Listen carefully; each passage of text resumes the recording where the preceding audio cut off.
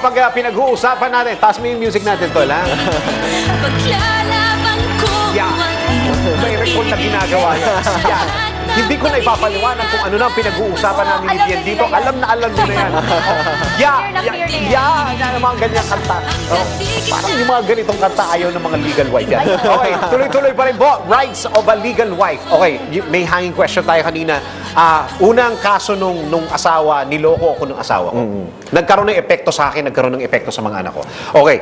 Akala nung lalaki, yun yung lisensya niya para magsama sila nung kirida nila.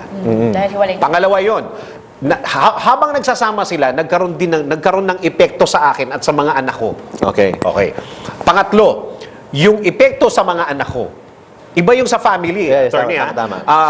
Ito, pangatlo, naaapektuhan ng mga anak ko habang lumalaki sila. Nagkakaroon ng inferiority complex nagkakaroon ng mga different behavior because of the problem. Okay. Actually, may criminal case yan.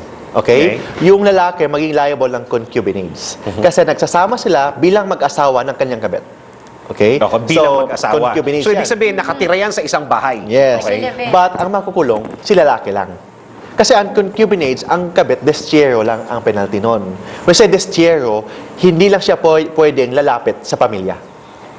Yun lang. Distance lang. Distance lang, mga 100 meters, 200 Pwede ka meters. muna, yung babae ang gusto makulong, yung kinida eh. Siyempre, kinida siya. Ano ba pwede ikaso doon? Okay. Yun lang. Basta kirida, yun lang ang liability niya. Ay, yun lang. Destiero lang ang penalty. Basta concubinage. Okay. Okay. Pangalawang, maging liable si lalaki for unfaithfulness, RA 9262. Okay? Kasi may epekto yan sa psychological abuse, Of course. emotional abuse, Yes. hindi lang sa asawa, kasama sa mga anak. Okay. Then pangatlo, pwede maging liable si husband ng child abuse. Child abuse. Child abuse. Doon ang mas malaki. Teka muna, pag naging guilty yung lalaki dyan, di makukulong yung lalaki, di wala nang suporta sa mga bata. Yes, ganun. Pwede ba yun? Yung kunyari, yung babae, Mapuputol. ano nyo lang siya, pero kailangan suporta yung suporta sa amin. Walang problema. So, pwede mag-file silang, that's a criminal case. Okay? Pwedeng civil case. Civil case, ang remedy niya for civil action is file nullity of marriage. Then Sino magpa-file, attorney? Pwede, either. Pwede kahit si lalaki, kahit bad faith kasi ikaw yung guilty husband, you can file. You can Magpa-file ako kasi nagloko ko. Ganun. Yes, pwede ganun. O nag-ground ako yung may psychological problem. Pwede ganun. Okay. Huwag lang yung pagluloko kasi minsan, reputasyon doon ng tao ang miniisip. Oh, yes, yes. Yung psychological. Pangalawa, pwede mag-file ng petition for support. Okay. Yung wife. Si legal wife, pwede mag-file ng petition for support. Pagka ganun, niloko siya, naging guilty, anong parusa nun sa lalaki, attorney? Ang lalaki, pag tinatawag ng concubinage, hanggang 4 years imprisonment. Ay, di wala nang suporta yung mga bata. O, ganun nga. Pag nakulong, wala support. Paano mag-support? Kasi ang support kasi sa family code natin, joint support. Naku, ang hirap naman doon Kaya sa babae. Ganun, ang hirap hindi nga. nila pinapakulong. Oh, yes, ganun. Oo. Kasi you are Pwede killing... bang huwag nyo na ikulong yan, kurutin nyo na lang maghapon, mga ganun. You're killing the hen that lays the golden egg. Oo nga eh, correct, So, correct. parang ganun mangyari. So, normally, based on practice, ang ginagawa ng wife, hindi nag-file ng criminal case, nag-file lang ng petition for support. Petition Agreement for talaga support nila. lang. Pagka petition for support, hindi pa rusa yun palagay ko, attorney. The civil case lang. Civil case. The court will issue an order kung magkano ang kailangan i-support, ganun lang. Free pa rin siya. So, walang kulong. Walang kulong yun. So walang kulong, parang wala rin parusa. Basta may pera, ganun. So, parang Pera, ganun. basta bayaran mo yun. Kasi civil case lang yun eh. Walang criminal case yun eh. Pag mag-file ng criminal case, doon ang may kulong. RA 9262, violation against women's rights and children's rights, child abuse, and concubinage. Ito, nagsama pa lang ha. Magkasama pa lang sila sa isang bahay. Ito na yung pwede ikaso. Yan. Pero buntis na si Nicole eh. Buntis na yung babae. May bunga na. Oo, may bunga. Ano naman ang pwedeng ikaso doon? Pwede pa bang ikaso yun? Actually, yung pagbubuntis ni Kabit, that's one of the ground. That's one of the evidence. Evidence yan na nagloko si lalaki. Kasi mahirap i-prove yung nagsama sila sa isang bahay. Paano i-prove yan? Yung witness, gano'n. Pwede naman ibang yung address ni wife, iba yung address ni Kabit, ibang address ni lalaki. Kahit na may Nag-visit lang. documentation, attorney. I mean, documentation like video, a picture na yung lalaki pumapasok sa garahe at kinabukasan lumalabas yan. For 1 month, ito yung documentation. Pumapasok lang. It means bumibisita lang. Pwedeng So roommate pwede lang niyang sila. i-ano yun? Yes, pag visitor lang siya, hindi sila nagsasama bilang mag-asawa. There's no cohabitation. Pag walang cohabitation, walang concubinage. So, pwedeng sabihin na umuwi yung lalaki doon para bumisita? Oo, parang gano'n. May bisita At lang. yung bisita Dadala niya, ng pagkain. o yung pagbisita niya, inuumaga siya? Pwedeng gano'n. Ang bihirang batas naman yan. Kawawa naman yung babae. Oo. Kasi ang concubine is very clear. They should cohabit as husband and wife. So, it means, pag bumibisita lang, once a week, pupunta doon, Monday, Hindi ito araw-araw, attorney. Araw-araw, ginagawa. Nagsasama na yung dalawa. Paano i-prove yan? Kailangan i-prove nila na nagsasama sila bilang mag-asawa. And, Ano yung mga proof na pwede, attorney? Pwede Okay. sabihin ng babae, ako'y nakikiligo lang araw-araw. Oo, wala At akong nakakatulog tubig. ako. Diyan na ako natutulog. At sa umaga nagigising ako, since may dala akong damit, paglabas ko, bihis na ako. Pwedeng ganon. Yes. pwedeng ganon. So, kailangan natin i-prove na nagsasama sila bilang mag-asawa. First, yung mga billings ng mga telephone. Kapag nakapangalan na. Address ni babae, address ni lalaki, the same. Isa. O, hindi, kasi yung billing sa telepono, pwede naman sa opisina yan eh. Barangay certificate, voters registration. So, yun ang kailangan natin i-prove. So, of course, yung mga documents na yan, ang tawag doon, supporting documents lang yan. Eh ano, yung mga picture. Yung mga picture, paano natin i-prove yan? Pwedeng sabihin ni lalaki na nung panahon na nag-visit ako. Hindi, Diba? pumunta sila ng Disneyland, pumunta sila ng beach. Hawak-hawak niya yung babae doon sa ano niya, Sweet na naka-bathing sweet sa suit pa. picture, ganun. Payakap-yakap pa. During vacation yun. Hindi sila nagsasama bilang mag-asawa, nagbakasyon lang sila. Nagbakasyon. Pwede sabihin naman kasi. Nagbakasyon lang sila ng sabay, gano'n. Gano'n. Marami na sila sa isang Gano'n. So, which is mahirap i-prove pag concubinage. So, kailangan lang natin ng proof na nagsasama sila bilang mag-asawa. Kailangan buo muna? Yes, kailangan ng witness. Aanuin ko lang yung tanong ko, attorney. Medyo iaano ko lang. Hindi ko alam kung paano ko i-deliver. Paano kung napatunayan mo na sila'y, paano ba?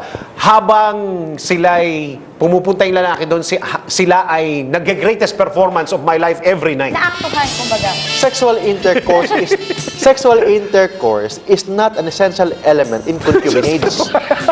Tingnan mo, sexual intercourse, Kahit na hindi siya dokumento pa yun? katibayan. Hindi siya adultery, pwede yun.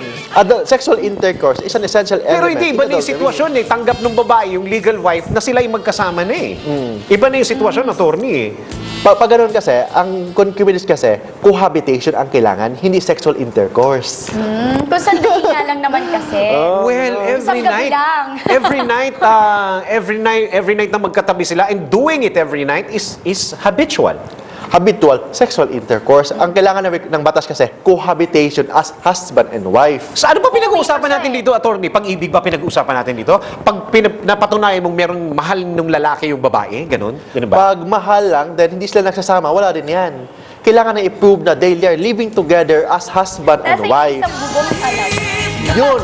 At everyday ay nagsasama sila. Yes. So, sexual intercourse is not an element. Hindi rin. Hindi element Umuwi yan. pa siya doon sa legal. Kahit na nabuntis si Kabet, wala yan. Kasi ang kailangan ng batas, cohabitation.